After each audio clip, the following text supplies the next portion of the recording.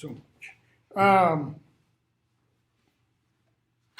So, Creature's Tale, third paragraph. The grief that had possessed him since Dumbledore's death felt different now. The accusations he had heard from Muriel at the wedding seemed to have nested in his brain like diseased things, infecting his memories of the wizard he had idolized.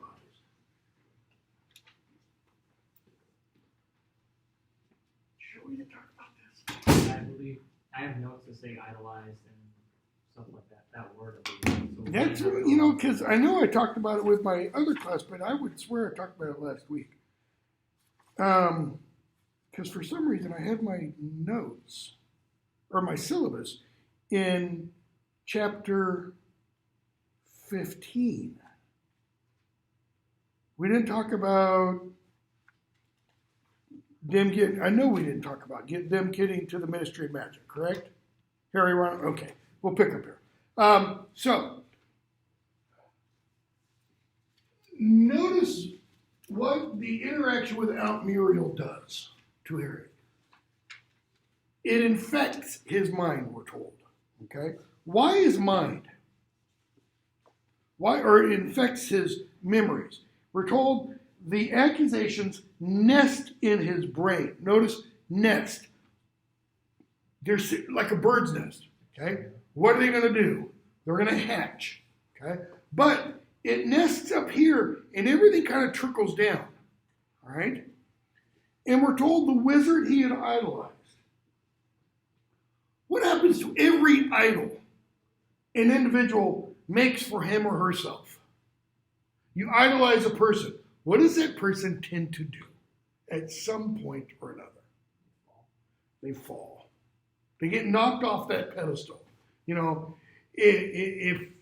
you think getting married to somebody is going to solve all your problems, make you whole, make you utter nonsense, that's just Hollywood BS. Okay, yeah, you'll second that.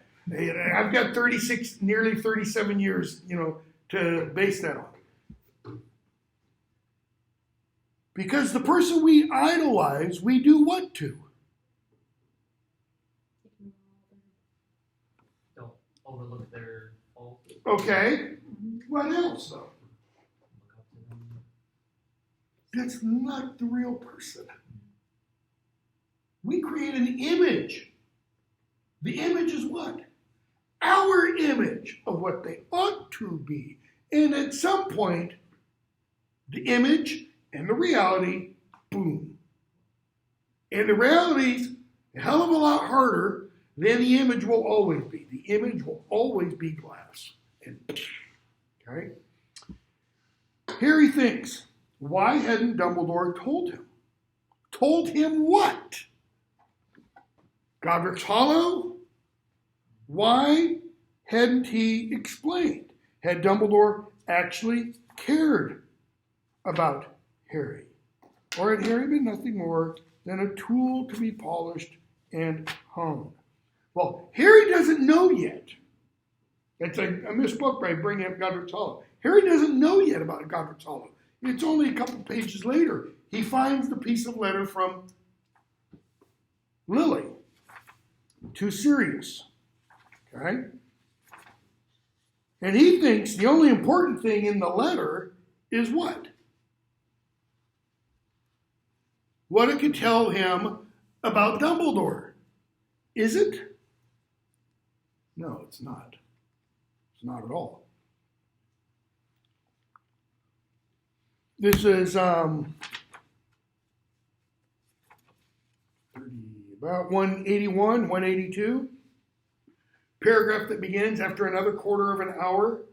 It ends. The only potentially useful thing he could see here was possible information on Dumbledore. It seems incredible that Dumbledore, what? She doesn't finish the thought. What's more important? Why did Dumbledore have James's invisibility cloak? Remember when Harry goes into the Mirror of Erised, the room where the Mirror of Erised is, the third night? Harry has his invisibility cloak on. Where's Dumbledore? Let's see, this is that room. The mirror is right here. Dumbledore is sitting back there on one of those desks. Invisible. He doesn't need an invisibility cloak to make him invisible. Harry doesn't think about that. He ought to be. Okay? So, he explains to Ron and Hermione what he overheard, or what he heard, wasn't overhearing, sorry, what he heard Auntie Muriel saying and how Doge responded. And Hermione says, this is like 2 or 3 pages on. He also talks about Godric's Hollow, Bathilda Bagshot. Hermione's, Harry, I can see why you're upset. I'm not upset. I'd just like to know whether it's true or not. Notice. Put it in the noun form. Whether it's truth. Harry, do you really think you'll get the truth from a malicious old woman like Muriel or from Rita Skeeter? How can you believe them? Notice, do you think you're going to get this from Muriel or Rita? And then she uses, how can you believe? What's the difference between belief and knowledge?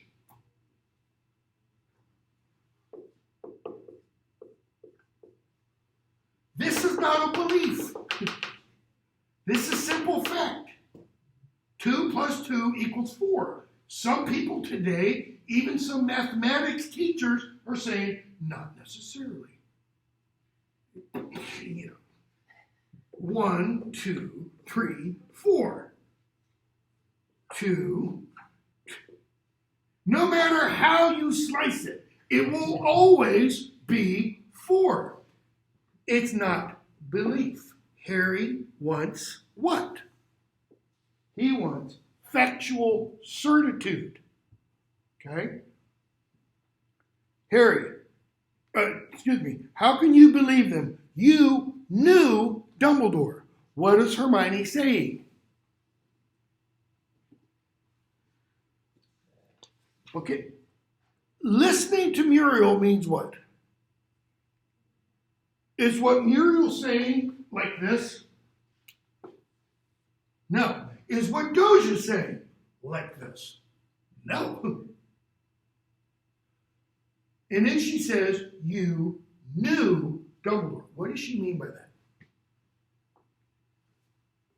She's talking about epistemology, right? The word I put up before, branch of philosophy, how we know what we know. This is what? This is mathematical fact. We can also know by logic. We can reason things through. Classical statement of logic, A is not non-A. A is not necessarily what non-A is. That is, just because I say this is A and this is non-A, that doesn't make this and this the same. Okay? So, how else do we know? So, mathematical formulas, geometry formulas, okay? Logic, what's the other big branch? How do you know that what is in this is wet? Because if I pour it on you four or walk over there, you'll get wet, right? In other words, experience.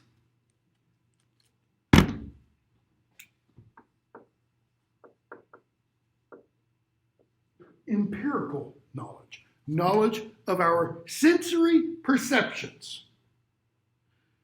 You put your hand on a burning fire and what you learn immediately. Fire hot. You know, it's why it's a good. You think I'm crazy? It's actually a good thing for a little kid to touch a stove that's hot sometime because they'll learn rather than don't touch it. It's hot. Don't touch it. They got to learn experientially. Okay, pain is a good teacher. What else? You hear things. You taste things. Okay, all of your senses. The only problem is, in the 20th and 21st century, these can be deceived. Okay, because of technology and all that kind of stuff. You knew Dumbledore. How well did Harry know Dumbledore? Did he know him as well as McGonagall? Did he know him as well as Hagrid? No. He hadn't had the range of experience. Did he know him better than Draco Malfoy? Yes, he did. Did he know him better than Ron? Yes, he did. Did he know him better than Hermione? Yes, he did. He had private lessons with him. Dumbledore revealed more of himself in those points. I thought I did.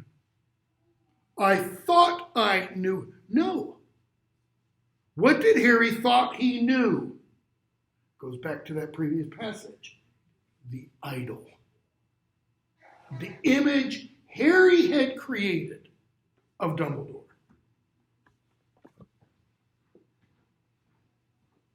Okay? So, Hermione, you know how much truth there was in everything Rita wrote about you.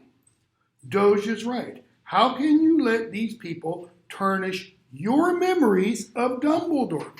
What is she saying about Harry's memories? What are they based upon?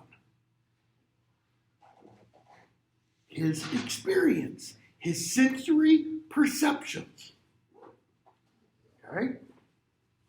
What's the problem with that, however? What's the problem with that line of argument? Perceptions can be skewed.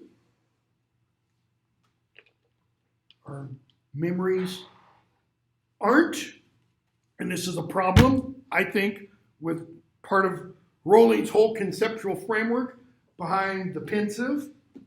Our memories can do what? They fade. We kind of become the directors of our own films. We embellish things and we downplay things. If the things that we remember are particularly horrible, we bury them. Why? Because they're better to keep them buried. That's why it takes, Harry learning the Patronus charm. He's got to go back beyond, kind of the fear of the Dementors to hear his mother's voice and father's voice.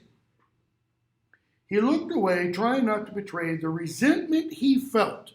Is the resentment at Hermione? Is the resentment at Muriel or Doge? No. There it was again. Choose what to believe. He wanted the truth. What's that mean? He wants this about Dumbledore. There's no choosing there. You don't get to choose whether or not 2 + 2 = 4. Okay? I almost said something, but I won't. Because our world is totally batshit crazy. He wanted the truth. He doesn't want to choose between things. Kind of like, don't think I've ever made this connection before. Kind of like at the end of book 5 when he's in Dumbledore's office and, trashing the place. And Dumbledore, go ahead, destroy it all. I've got too much stuff. And he says, Dumbledore tells Harry, it's the very fact that you can feel this way that makes you a man. And Harry's like, really? Well, F it all. I don't want to be human anymore. I just want it to end. And Dumbledore's like, no, you don't. No, you don't. Okay? Why was everybody so determined he should not get it? It what? The truth. Go back to the very first book.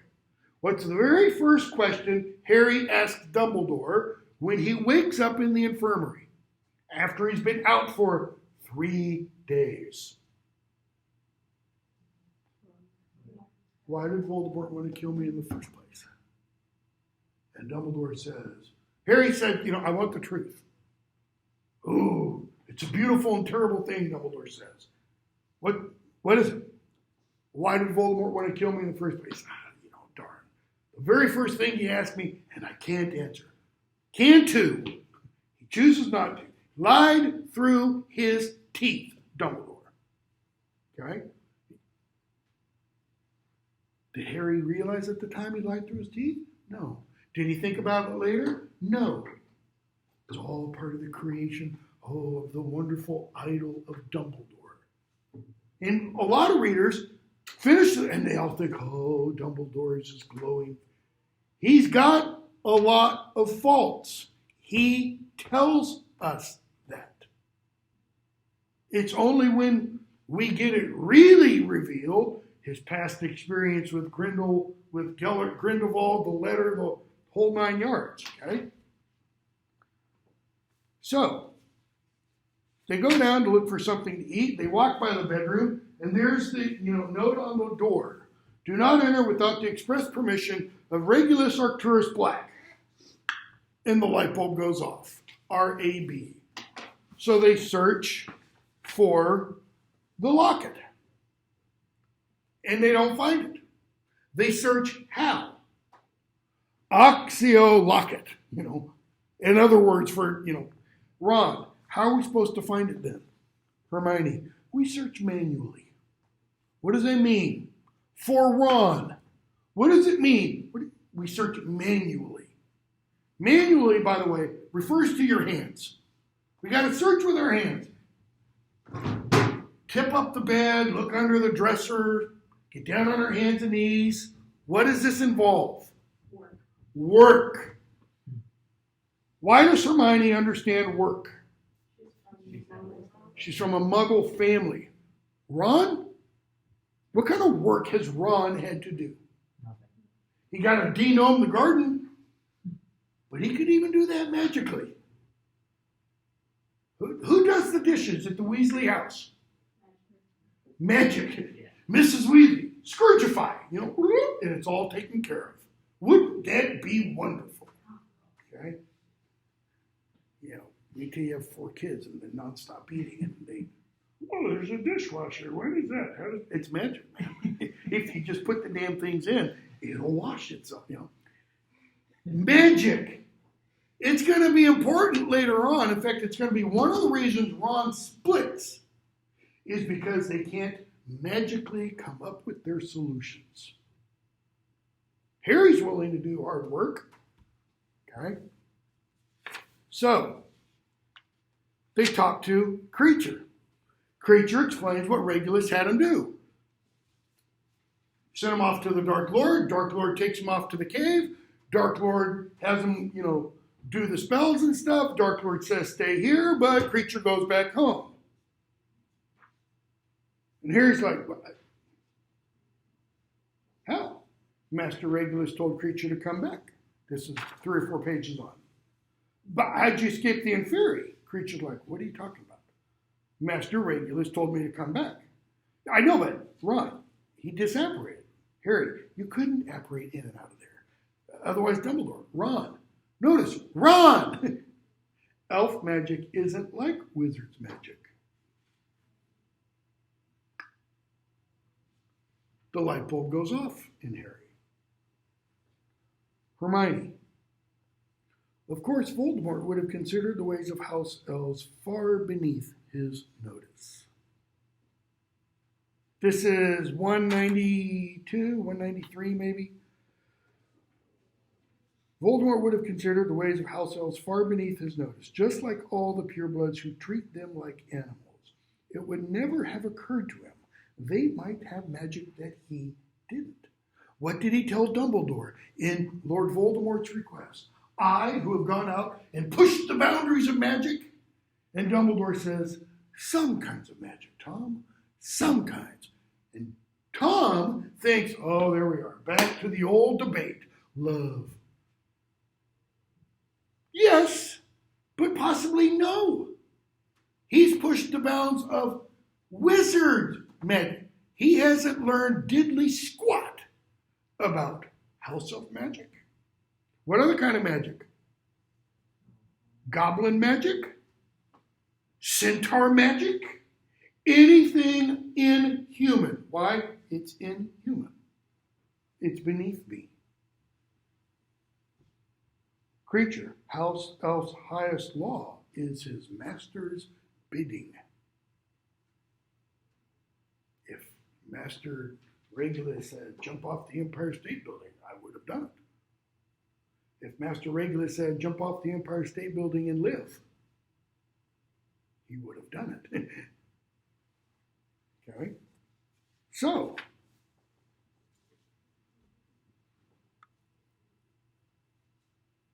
they keep talking, another couple of pages.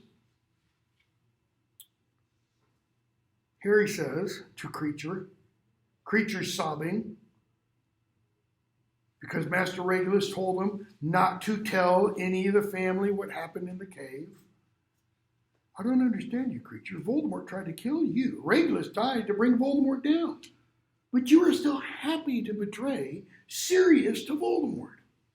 You were happy to go to Narcissa and Bellatrix. Notice, who does Creature take to be his master? Regulus. How long did Sirius live in this house before it became headquarters of the Phoenix? Growing up, how long did he live in the house? He left on his 16th birthday, or right around when he was 16. Regulus didn't. Sirius ran away. Sirius abandoned the family, right? He only becomes master again when he comes back to the house and they set up the Order of the Phoenix 2 there, okay? Hermione, Harry Creature doesn't think like that. He's a slave. House elves are used to bad, even brutal treatment, right? When Harry first meets Dobby, Dobby starts to say something bad about the Malfoys, and what does he do? He goes and bangs his head against the window. He talks about having to slam his ears in the oven door. Okay? What Voldemort did to Creature wasn't that far out of the common way. Common way meaning how wizards treat house elves. After all, what does the Black family have lining one wall up the stairway? House elf heads. House elf heads. Or house elf heads. Yeah, whichever. My brain is just a fog this morning. What do wizard wars mean to an elf-like creature? He's loyal to people who are kind to him. Like centaurs, right? They're loyal to Hagrid. They're loyal, within reason, they're loyal to Dumbledore. Okay?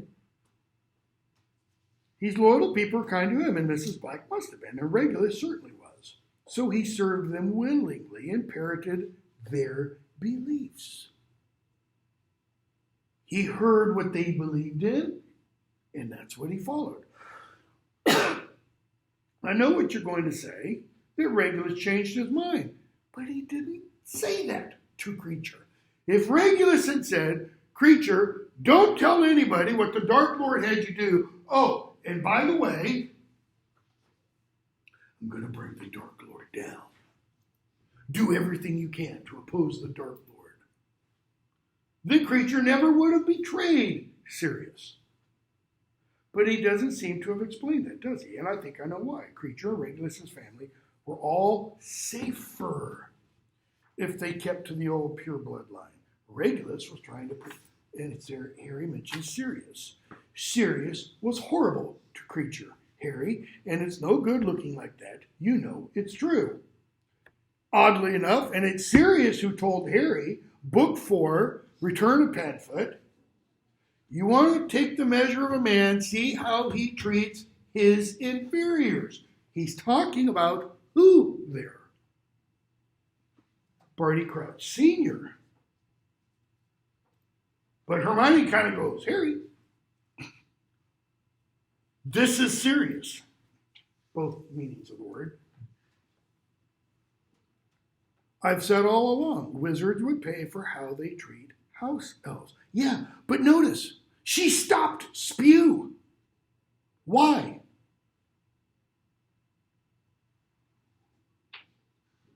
Why does Hermione totally stop and drop spew? Society for Protection of Elvish Welfare? Because what must she do in order to get house elves to organize,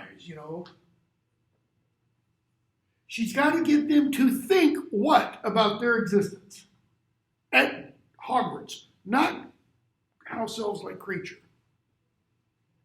She has to think that Dumbledore has them completely enslaved and that their lives are horrible and rotten. And they need to throw off the manacles of the man, overthrow the system. And what are the house elves? How much do the house elves want to go along with that? No.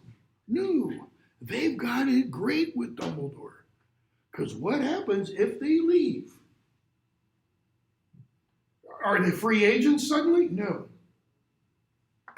So Rowling just completely drops it because I think she introduces an idea. She doesn't realize, she gets to the point she goes like, how am I going to work this one out? How am I going to follow this to its logical conclusion? Voldemort did, that is paid, and so did Sirius. Harry had no retort because he hears Dumbledore's voice. I do not think Sirius ever saw Creature as a being with feelings as acute as a human's. What was Harry's first response to Dobby? Won't you sit down, please? And what does he do? Dobby says, I've never been treated as an equal. Okay? Harry understands that. Why? Because Harry's been on the other side of that equation all his life. Creature, when you feel up to it, please sit up. Notice, when you feel up to it,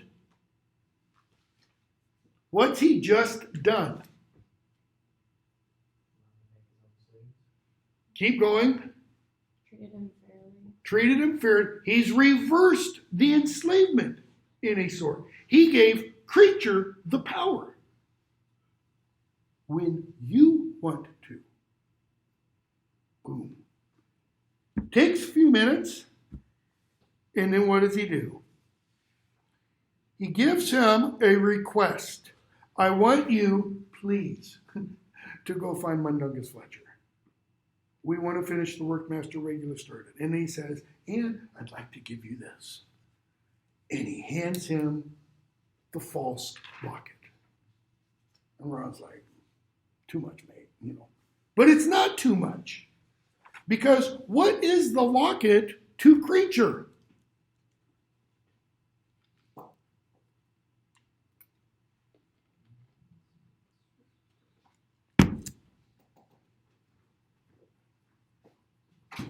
It's like a relic. It's something that belonged to Regulus. Okay? Just like the relics Harry is kind of searching for, with the Horcruxes. So, the bribe. We're going to go on a bit. We read about Harry wanted in the questioning of Dumbledore. This is on page 207. Okay. Lupin's brought the newspaper, showed up. Okay. They read about the Muggleborn Registration Commission. Ron says, people will never let this happen. Lupin, it is happening, Ron. What does Ron mean? People will never let this happen.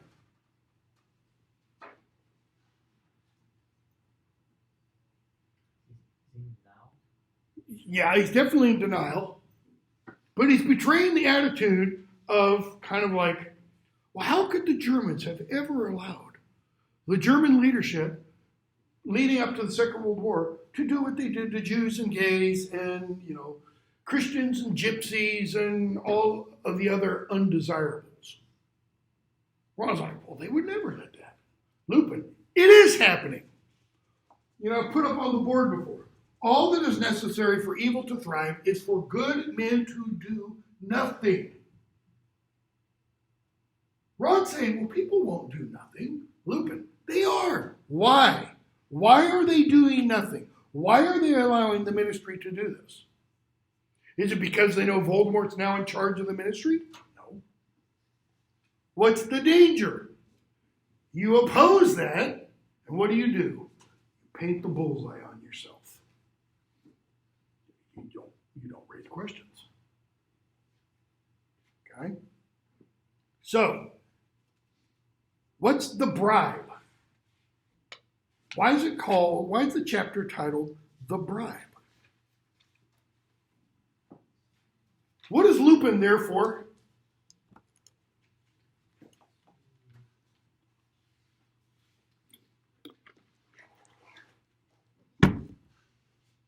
He wants to offer his assistance.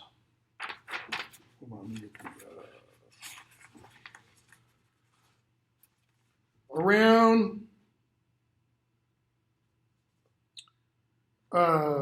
210 or so. 208, 210, somewhere in that range. Lupin asks, what's your mission? What are you guys doing? Harry, can't tell you. I thought you'd say that. But let me help. What about Tonks? What about her? Hermione. Notice, it's Hermione who asks, what about Tonks? The woman asks what about your wife? What about her? What? How long have they been married? Not very long. You're married. What does she think? Oh, she'll be safe. She'll be at her parents. Everything okay? She's pregnant. And Hermione's, wait a minute. Harry's like, wait, time, stop. Let me be clear.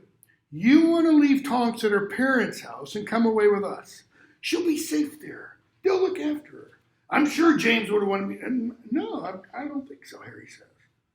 Lupin's face drained of color and the temperature in the room drops. Why? What's about to hit the fan. Lupin, you don't understand. Why? He doesn't finish the idea. When we hear you don't understand, what usually follows or comes before? You're too young. Okay?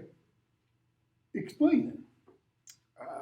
I made a grave mistake in marrying Tonks. I did it against my better judgment. I've regretted it ever since. So, what does that mean? He's having second thoughts. He's got the ring on his finger. Too freaking late, right? Cut the finger, go all Gollum on him. Harry, so notice I'm being facetious, but it's exactly what Harry's thinking. So you're just going to dump her and the kid and run off with us? Remember Fleur and Bill's wedding? The union of these two faithful souls bonded for life, an unbreakable vow. Lupin springs to his feet. You don't understand what I've done. You've only seen me amongst the order. That is, you don't know what it's like to be a werewolf out in the rest of the wizarding community. I think Harry has a bit of an idea. Maybe not werewolf, but he was undesirable number one for a while. My kind don't usually breed. It will be like me, etc., etc. It will always be ashamed of me. Hermione, Remus, no child of yours could ever be ashamed of you. Harry's like, I don't know about that, Hermione. I'd be pretty ashamed. If the new regime thinks Muggle-borns are bad, what are they going to think about a kid who's a half-breed, or quarter breed? He's half, or whatever. How dare you? Harry, my father died trying to protect my mother and me. You reckon he'd tell you to abandon your kid to go on an adventure? How dare you? This is not about it. I think you're feeling a bit of a daredevil. You want to step into Sirius's shoes. Hermione, Harry, no! Like Harry crossed the line. Harry's like, oh, babe, you haven't even seen the line yet. I'm not only going to cross that line, I'm going to obliterate that line. I'd never have believed it. The man who taught me to fight the mentors. Pause. Build the tension. A coward. When was the last time Harry called somebody coward? Snape fleeing. Don't ever call me a, But notice in that scene, what does Snape never do to Harry? And what does he not allow anyone else to do? Does Snape ever hit Harry with any kind of painful curse? No. Does he crucio him? Nope. Does he allow somebody to try to kill him? Nope. He's the Dark Lord's. In every one of Harry's curses that he's trying to inflict on Snape, what does Snape do? He merely parries it and blocks it. He doesn't react offensively. Shouldn't that tell us something? Why doesn't Harry ever stop to say, all the times I was trying to crucio Snape, he never fought back. Meaning, attack me. Okay? So, Lupin leaves. Ron's like, that was too far. And we're told. Harry says he had it coming to him. Broken images were racing through his mind. Notice the broken images. I think that means fragments of images. And the reason is because these are fragmented people now. They're all dead. Sirius falling through the veil. Dumbledore suspended, broken in midair. A flash of green light. His mother's voice begging for mercy. Parents shouldn't leave their kids unless they've got to. What does that mean, unless they've got to? In the best interest of the kid. Yeah, but he says that right after these images. What are each of these images of? Death. That's how they've got to. Parents shouldn't leave their kids unless they're dead. Period. Okay? Tom Riddle, Sr., left his kid. Maripe left her kid. Eileen Prince's husband, seemingly, I think it's implied, it's not stated directly, I don't believe, left her. Hagrid's mother left her. We only hear about Dumbledore's mother. We don't hear about Dumbledore's. Take that back. Yes, we do hear about Dumbledore's father. He has to leave. He has no choice. He's taken off to Azkaban. Okay? I think J.K. Rowling, partly I think this is because of her mom's death. She was 22 years old when her mom died at the age of 45 of breast cancer. And she wrestled with that. She talks about that in interviews. Okay? Harry, if it makes him go back to Tonks, it'll be worth it. Worth what? What possibly has just happened between Harry and Lupin? Friendship? Giant mushroom cloud, So, Creature comes back, and with Mundungus, and they're going to go off to the Ministry of Magic. Why? What's there? Mundungus talks about having sold the locket because he stole it from number 12. Who did he sell it to? Yeah, as he puts it, some ministry hag, which is a pretty good description of Umbridge. Okay, so they've got to go to the Ministry of Magic to get the locket. So they use Polyjuice Potion, and Harry sees Voldemort, 39 pages in. Harry sees Voldemort kill a woman. He realizes, Voldemort's going after another wand because he has the images of Gregorovitch and Ollivander and such. They get into the Ministry of Magic. This is around page 241 and following. Now, on Harry's previous experiences in the Ministry of Magic, what does he see when he goes into the atrium? There's the big fountain, a wizard holding his wand up, a witch lovingly looking at him, a house elf, a goblin, and a centaur down below, looking lovely and adoringly and worshipingly at the witch and wizard. Now, what do we see? Two thrones, big, massive thrones, and in foot-high letters inscribed on the base of the thrones, block of stone, magic is might. And the witch and wizard, sitting there enthroned. What are the thrones made of? We're told around 241, 242, Harry looked more closely, realized that what he had thought were decoratively carved thrones were actually mounds of carved humans. Hundreds and hundreds of naked bodies. Men, women, and children, all with rather stupid, ugly faces, twisted and pressed together. Hermione, muggles in their rightful place. Being sat upon, being dominated by wizards. Magic is might. Okay? So, we're going to skip a bunch. They help a couple. They get the locket away from what's her name's office. Where they get the locket. What else do they get from Umbridge's office? Mad Eye's eye. Where was it? It was in the door. It was in the door. Okay.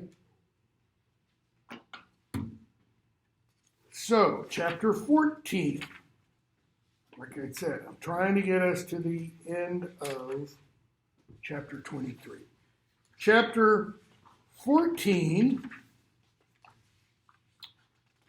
they've got the locket. See, this is now 47 pages on. Somewhere around 275, 276 maybe. They've got the locket, and they're trying to figure out, okay, how does it work? How do we kill this thing? And Harry says, I reckon Creature's right. We're going to have to work out how to open this thing before we can destroy it. Sudden awareness, this is the part I wanted to get to, of what he was holding, of what lived behind the little golden doors, hit Harry as he spoke. Even after all their efforts to find it, he felt a violent urge to fling the locket from him. Mastering himself again, he tried to prise the locket open. Why are we told mastering himself? He has the urge to throw it away. Why? Because as long as they have it, the locket in one sense is safe. You throw it away and it's kind of like the ring. You never know who's going to find it. Okay? But he masters himself. Is the urge to throw it away coming from the bit of Voldemort's soul in the locket? Kind of like the ring has a will of its own and it's trying to get back to its maker. So,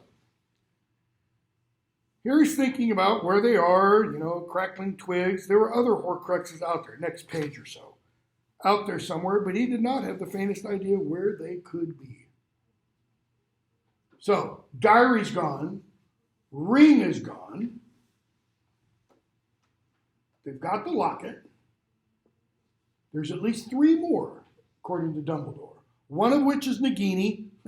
They know where that one is. It's going to be wherever Voldemort is. So there's got to be 2 others.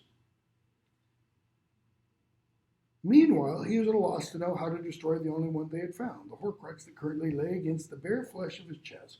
Curiously, it had not taken heat from his body, but lay so cold against his skin, it might just have emerged from icy water. Every other time we're told Harry feels a coldness in his chest, it's caused by what?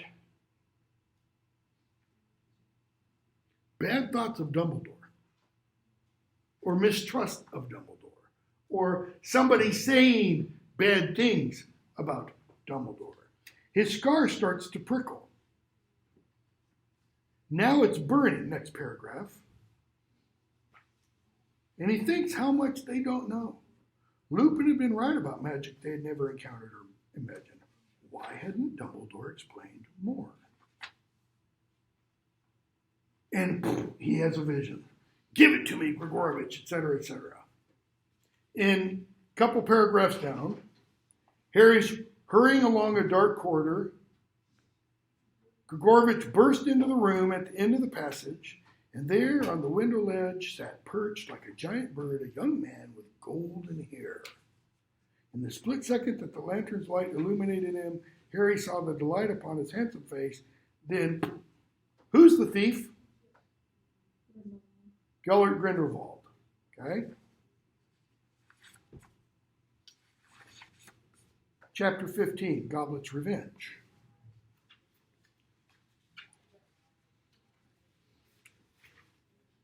So, Harry's kind of being a jerk as the chapter opens. And Hermione holds her hands out about 2 pages in and tells Harry, give me the locket. The moment it parted contact with Harry's skin, he felt free and oddly light. What did she tell them when they read about the Horcruxes back in the Ghoul in the Pajamas? That the locket can kind of get close to you if it's close to you. It's next to his bare skin. And where is he wearing it? Around his neck. Why doesn't he have it shoved in a pocket or in a robe pocket? So there's multiple layers. No, he's wearing it, so it's like feeding off his heart almost. So they're, flip-flatting around the neighborhood and such. And we're told, another page or so on, they're trying to find something to eat. And they go down to a farm. They find some eggs. And Hermione says, it's not stealing, is it? Not if I left some money in the chicken coop? Ron says, you worry too much. But it was much easier to relax when they were comfortably well fed. The argument about the Dementors was forgotten in laughter that night. Harry felt cheerful, even hopeful. Is he only feeling cheerful and hopeful because he's no longer wearing the locket? No. Look at the next paragraph. This was their first encounter with the fact that a full stomach meant good spirits. Full stomach. What's the stomach made of? Matter equals good spirits. Soul? This is part of the thing I was talking about, relatively early on, and I guess in book 5. Harry's 2 worlds get bridged, or what he thinks of as 2 worlds. The physical world, the / spiritual world. And I talked about, in the previous book, when in the chapter of the other minister, Fudge says, oh, so you're having problems too? And he goes, of course I am. We're having the same week. What happens in one affects the other. And what happens here affects here. When he's got the locket really close to him, what does it do to Harry? makes him really grumpy and angry. So the bit of spirit or soul affects his outlook, affects him physically, really. Right? And an empty stomach does what? It leaves them bickering and full of gloom. If you've never experienced this, count yourself fortunate. So, page 290 and following.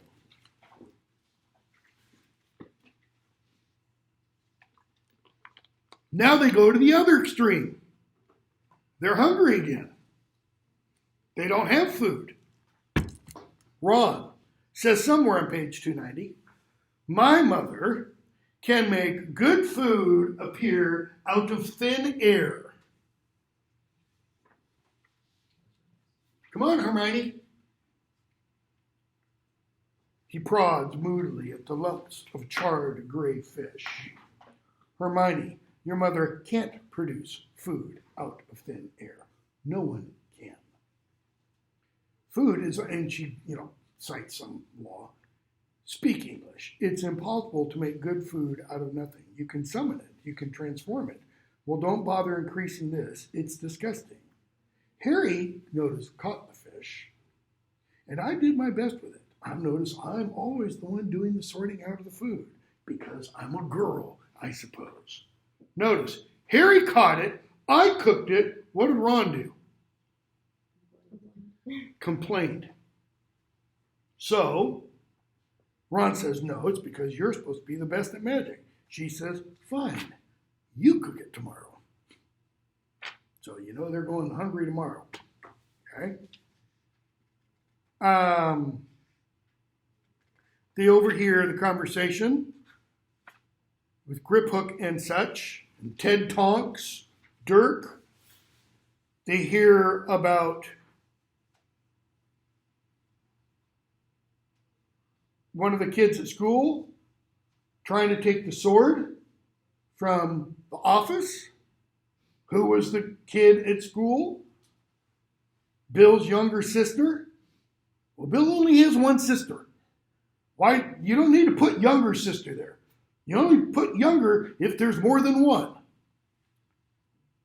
She and a couple of friends got into Snape's office and smashed open the glass case where he was apparently keeping the sword. Snape caught them as they were trying to smuggle it. Oh, God bless them, said Ted.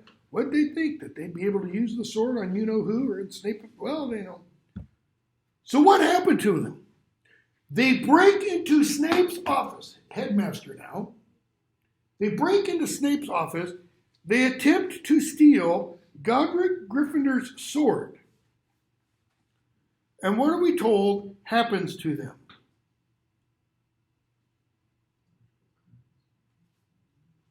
Snape, where'd it go?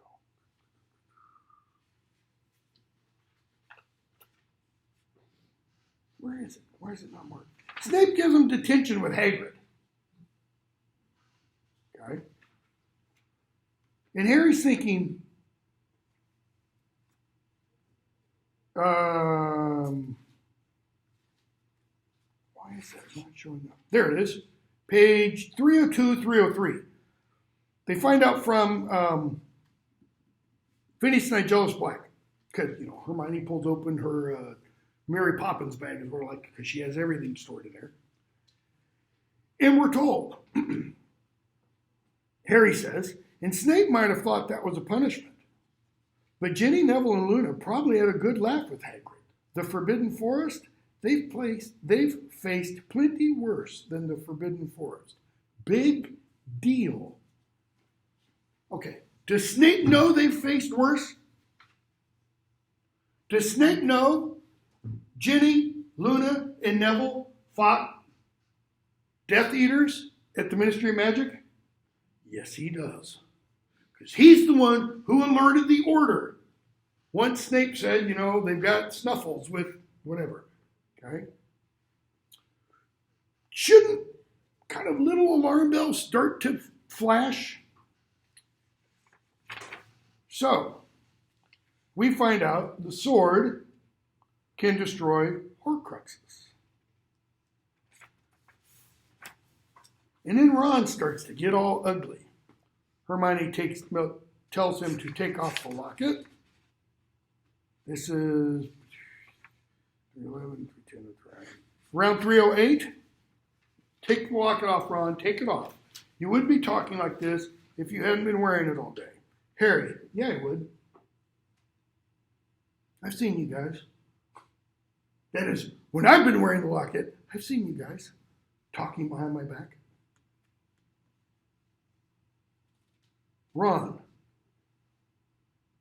says, oh, you're right then, are you? You're sure are you? Right then. Well, I won't bother myself about them. It's all right for you two, isn't it? With your parents safely out of the way. Now, where are Hermione's parents? How are her parents safely out of the way? What did she do to them?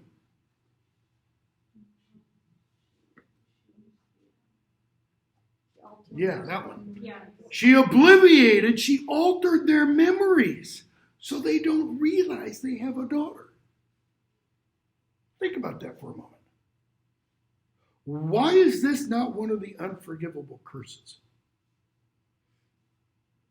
If you alter somebody's memory, what are you doing? You're altering that person. Okay? I mean, this is the kinds of stuff that's allowed, is right? How are Harry's parents safely out of the way? My parents are dead. Ron, yeah, mine could be going that way too. So what does Ron do? Come on, Hermione. And she stays planted. Oh, I see. You choose him. No, please. And Ron ditches him. Chapter 16, Godric's Hollow. Okay? Couple pages in. 56. So around 311, 312, Harry's kind of replaying what Ron said. He was right. Ron had been right. Dumbledore had left him with virtually nothing. Because what was Ron angry about? We don't know what we're doing. We don't have any clues. It's not like Hansel and Gretel in the forest, you know. We don't even have breadcrumbs. They had discovered one Horcrux. They had no means of destroying it. The others were unattainable as they had ever been. Hopelessness threatened to engulf him. It threatens to. It will. In a few pages. I mean, Harry hits rock bottom. He thought he hit rock bottom when Dumbledore died. He thought he hit rock bottom when he read and heard the stuff by Muriel and Rita Skeeter. No, none of those were bottom. He was staggered now to think of his own presumption in accepting his friend's offers to accompany him on this meandering means lots of turns, lots of twists and turns, pointless journey. Pointless means what? Literally, no point, no destination. Okay?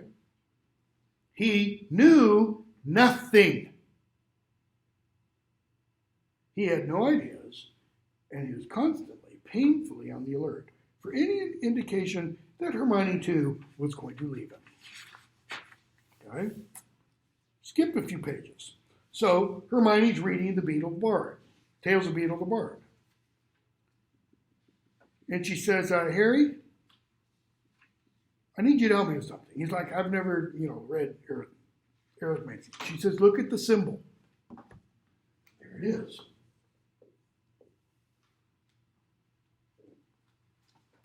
Harry, that's Grindelwald's mark. What? Crumb told me.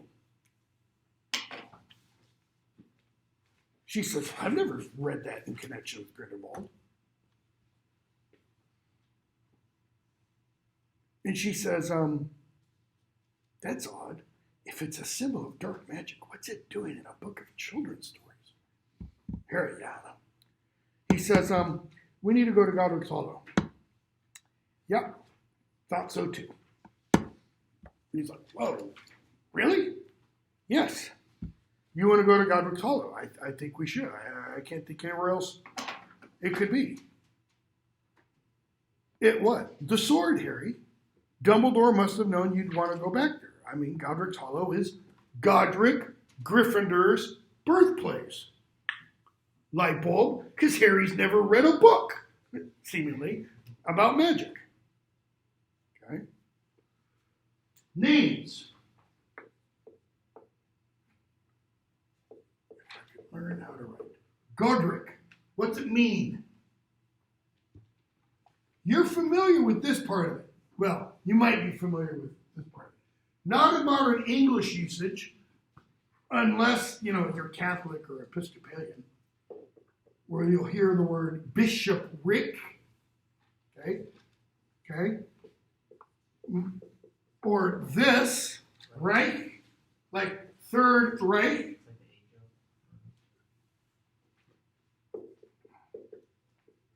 Kingdom, state, could be good, God.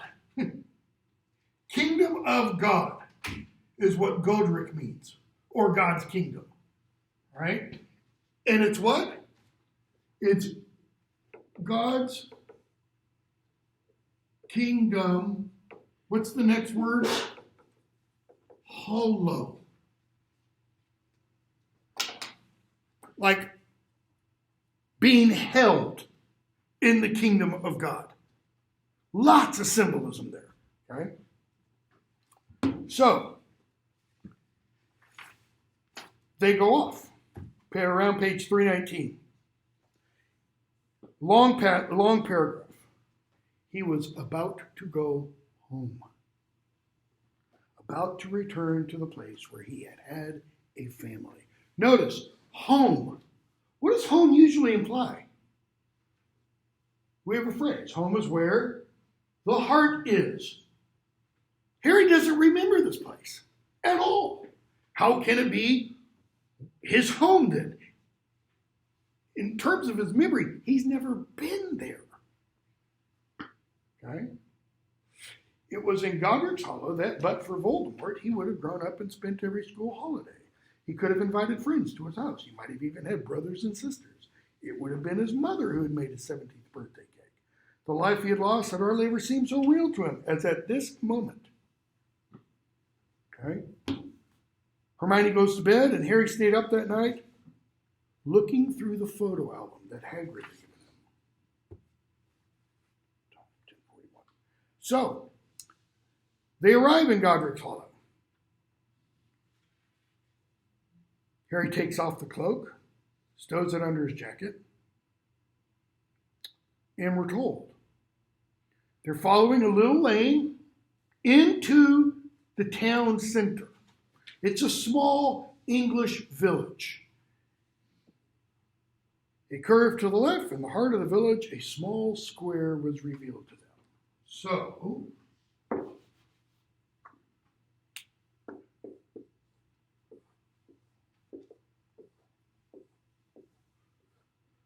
typically in an English village, you've got a square. It's usually got grass and it's got some kind of monument. Almost all the ones I've been in, it's got either one or two monuments. If it's got two monuments, one of them is to those who died in the First World War and the other one is to those who died in the Second World War. If there's one monument, it's used to do double duty. It's got the names inscribed of all of those who died in the two great wars. Okay? These are streets going around, and these are usually shops and businesses in dwellings above. Okay? Usually, there is a pathway going through with the monument right in the middle, and then there's a walkway around it like that. Strung all around with Christmas lights, there was what looked like a war memorial in the middle, partly obscured by a windblown Christmas tree. Shops, post office, pub, little church, etc., etc.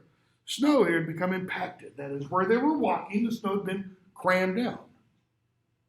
They heard a snatch of laughter, pop music, as the pub door opens, and they hear a carol start up inside the little church. Hermione, Harry, I think it's Christmas. Is it? He'd lost track of the date. I'm sure it is, said Hermione, her eyes upon the church. They They'll be in there, won't they? Your mom and dad. I can see the graveyard behind it. So what does she mean they'll be in there?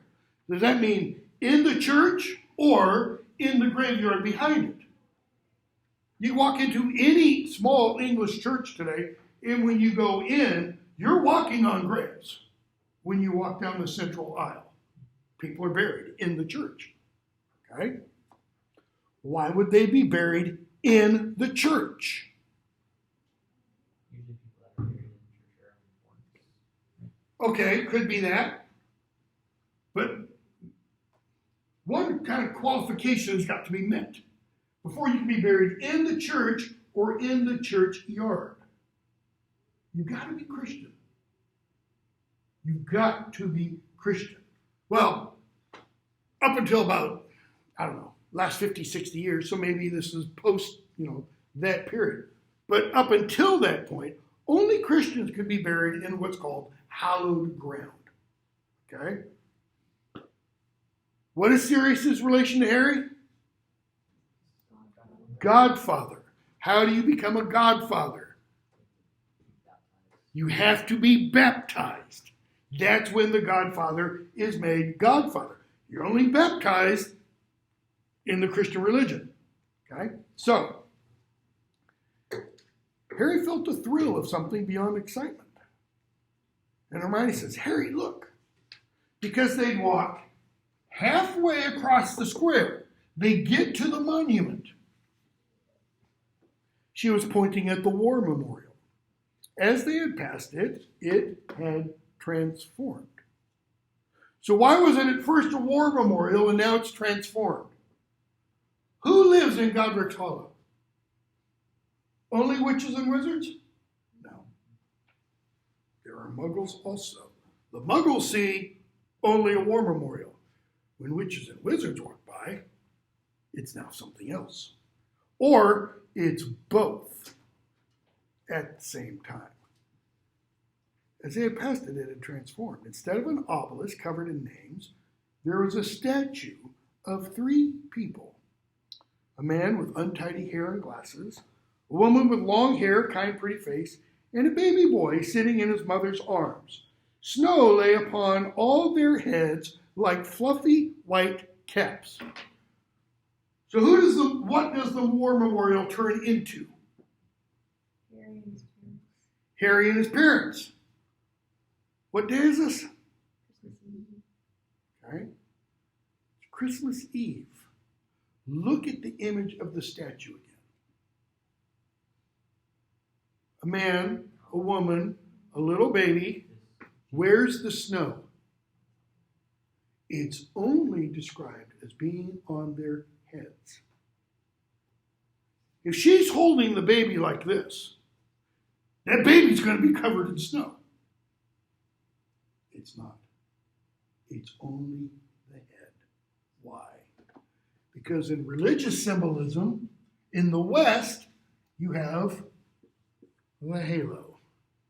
In the East, that's called a nimbus, like the broom. Okay? What do we have here? It's the Holy Family. This is Jesus, Moses, and Joseph, whatever. Jesus, Mary, and Joseph. I almost said Moseph and Jerry. Okay? Harry draws closer. He sees his parents' face. And he sees a happy baby without a scar. Harry, come on. They turn towards the church. Notice, they cross the road. They go towards the church. The singing grows louder as they approach the church. Why? Stupid question. They're getting closer. The sound's getting louder. It's the, not doppelganger. It's the Doppler effect. Okay? As you get closer and closer to something that's making noise, the sound gets louder and louder. Why? Because the sound waves are compressing. Okay? Once you go past that thing, once a train goes past you, the sound gets quieter and quieter because those sound waves are getting larger, bigger and bigger between wave crest. Same, it's why thunder, when the lightning hits right next to you, ear-splitting loud.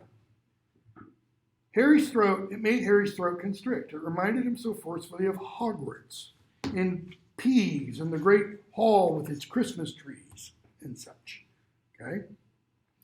They go through the gate. Just a second, I'm trying to see. Where are we? Not as far as we need to be. What time is it? 15 minutes. They go through the kissing gate, and they start making their way through the cemetery. They find an abbot. Okay? They go deeper and deeper in. And Hermione says, Harry, here. He says, is it? She says, no. And I forgot to pull something.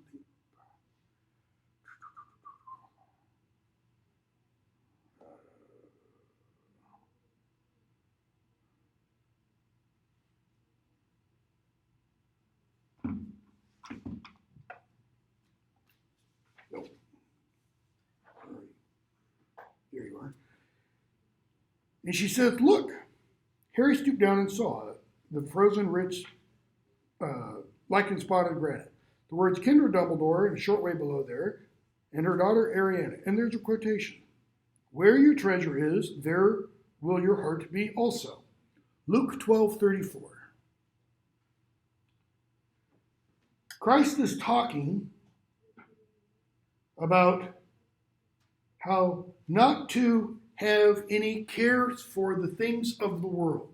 And he tells about the parable of a rich young man who builds up, these big old barns to store all his grain. And because he has so much, he's going to build more.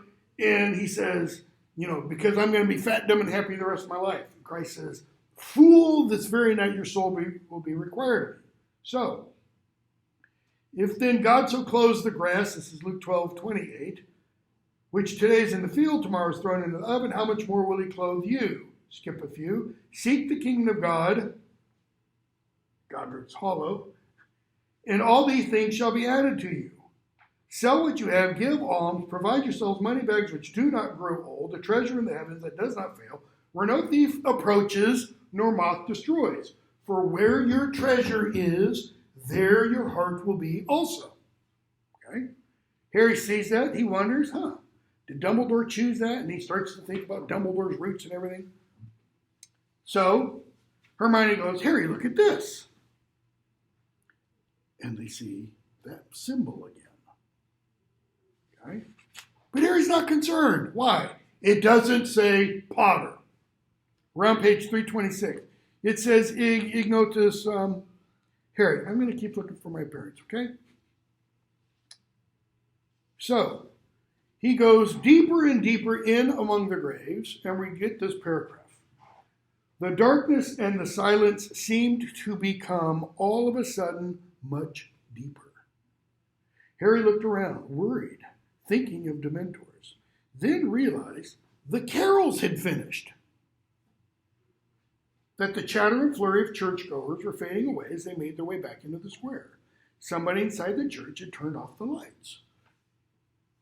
He starts to feel like everything's gotten darker and deeper. He thinks Dementors. And then realizes what? The Christmas carols have stopped. Notice what the effect of Christmas carol stopping is. It's the same as Dementors being near. All the light and life and joy stops. So, that means the reverse is also true. Christmas carols add what? They add light, they add joy, they add festivity. Harry, they're here. Okay, so go back.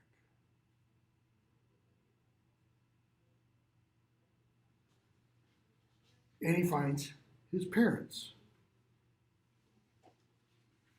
James Potter, born 27 March 1960, died 31 October 1981. Lily Potter, born 30 January 1960, died 31 October 1981. The last enemy that shall be destroyed is death. And Harry's like, it's a Death Eater idea.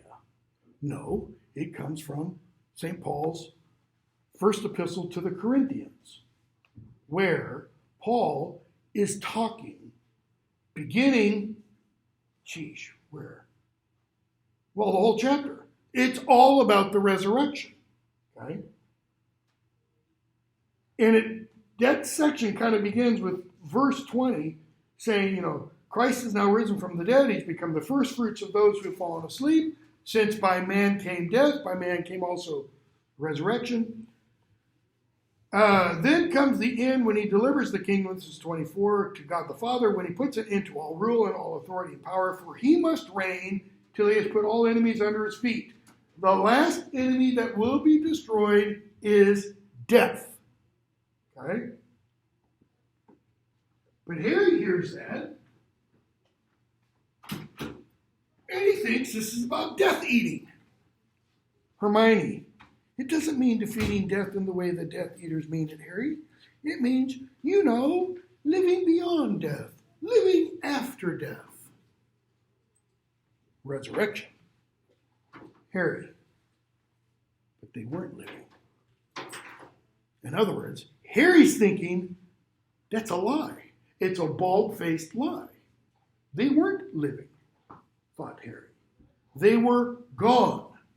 The empty words could not disguise the fact that his parents' moldering remains lay beneath snow and stone, indifferent, unknowing. Here's a question. How come Hermione knows the verse? How does she understand it? Has she read the Bible? Probably. Because Hermione, if it's in front of her, she'll read it. Okay? Notice, Harry has no inkling. I don't think, based upon his upbringing with the Dursleys, Harry has ever stepped foot into a church. I don't think he's probably ever seen a Bible because of the description of the Dursleys. So, his parents' moldering remains, and tears came before he could stop them. Why? Why does she have to include this scene? She, Rowling. And I'll bet you anything, she was bawling like a baby when she was writing this. We know she did that when she killed Sirius, because she came down and told her husband, I just killed him. I killed him. Who? She couldn't tell him, but she told us in an interview when Order of the Phoenix came out. Hiding from his eyes the place where the last of Lily and James lay, bones now, surely, or dust, not knowing or caring that their living son stood so near, his heart still beating, alive because of their sacrifice, and close to wishing at this moment that he was sleeping under the snow with them. And I think that takes us right back to the Mirror of Erised. What is his heart's deepest desire? To be with his family. They're all dead. Hermione taken his hand, gripped it, while Harry tries to regain control. He should have brought something to give them. They're dead! Sorry, don't mean to sound, cold. They don't, as Harry himself thinks, they don't know. Or do they? And Hermione, whips out a nice little Christmas wreath. Why a wreath? Why not a bouquet? Why a wreath? It's Christmas. You hang a wreath on a door. Why a wreath? Why a circle? Why not a bunch of flowers? Stems down here, blossoms up here. Keep going. Eternity. You don't wear a ring that's shaped like a triangle. For one reason, it'd be pretty uncomfortable. Okay? It's symbolic of eternity. Okay? Why roses? And what color roses? Are these yellow roses? Probably not. They're probably red. Why? It's the symbol of blood, of sacrifice, of love. He gets up, chapter 17, Matilda's secret. And goes off to talk to Matilda Bagshot. Harry sees what happened. Nagini tries to take control of him again, and he sees the whole, not just snippets of his parents' death. He sees Voldemort apparate and walk down the city, walk down the streets. He sees what he looks like. He sees him come in the house. Okay?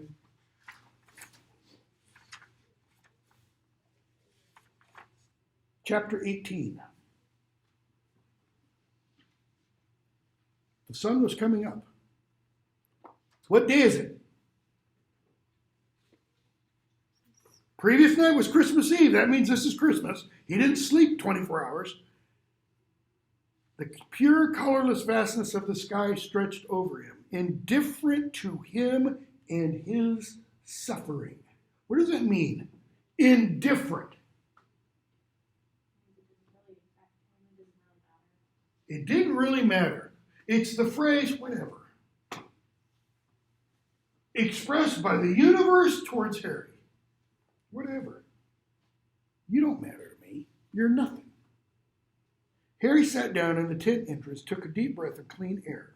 Notice what the narrator tells us, not what Harry necessarily thinks. With that next sentence. Simply to be alive, to watch the sun rise over the sparkling snowy hillside, ought to have been the greatest treasure on earth. Yet he could not appreciate it.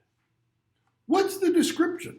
This is Christmas morning. It's like he's in the middle of a Thomas Kincaid painting, looking down, over the hillside, down there in the little village below, Whoville. He can see the little church, and he can hear the little Whos singing their little Christmas songs. It's a glorious image.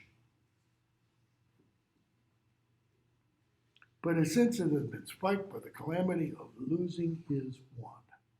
Because what happened to it? Destroyed. Snapped in two. By Hermione. Way to go, Hermione. He had spilled his own blood more times than he could count. He had lost all the bones in his right arm once. This journey had given him scars to his chest, right? Scrimger, forearm, when he had clawed into his hand, into his arm, to join those on his hand and forearm. We almost have a perfect match there for the wounds of Christ. But never until this moment had he felt himself to be fatally weakened, vulnerable, naked. Bottom. He's rock bottom at this point. Harry's thinking what? I don't have a wand.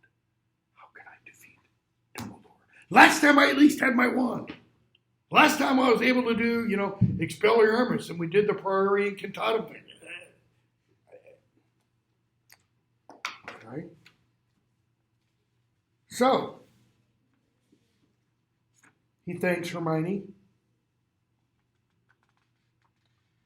And then we get the passage about Dumbledore, including the letter by Dumbledore to Gellert Grindelwald.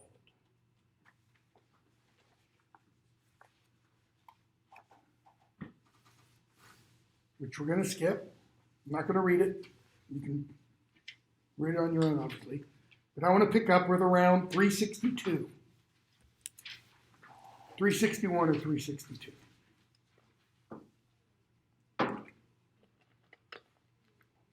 Harry, you read that letter, right? She says, yes. That's the worst part.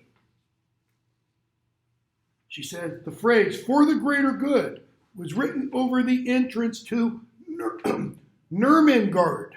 What's Nurmengard? The prison Grindelwald had built to hold his opponents. Does Nurmengard sound vaguely familiar to anything?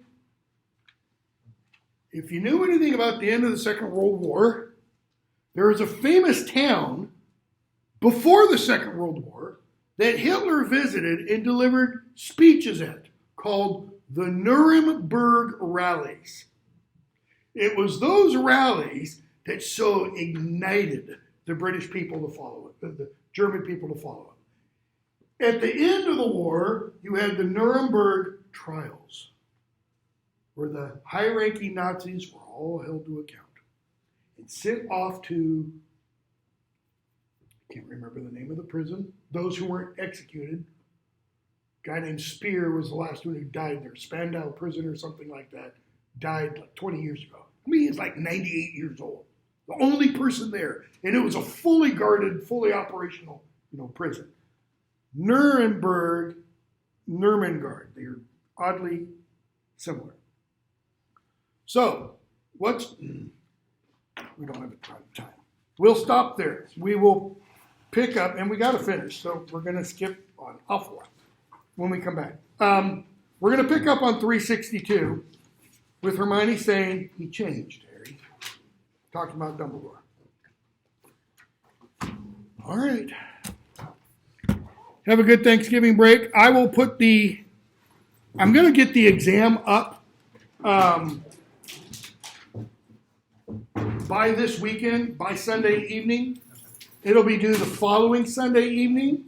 I'll put a quiz up I'll do that. Quiz up for the first half of Deathly Hallows. I'll put up by Sunday night. I'll put up by Wednesday. That'll be due this Sunday night. I'll do one next week also. That will be due the following Sunday night. So you'll still have 2 more quizzes.